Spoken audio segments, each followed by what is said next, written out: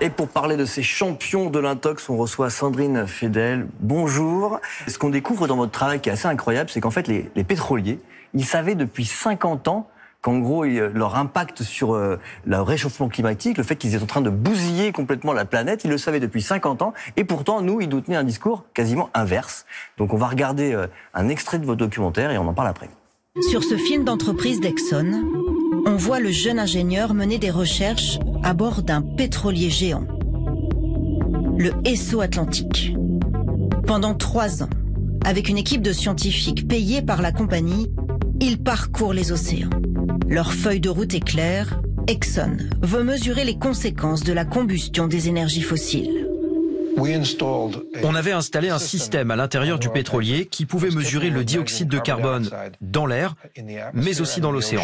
Si on arrivait à comprendre comment le CO2 était absorbé, alors on pouvait déterminer à quelle vitesse il allait s'accumuler dans l'atmosphère et donc les implications au niveau du changement climatique.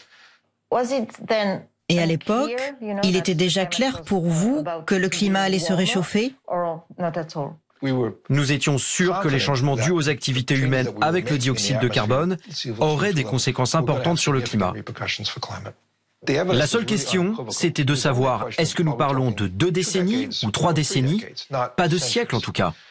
Et qu'est-ce qui s'est passé ensuite avec votre programme de recherche ?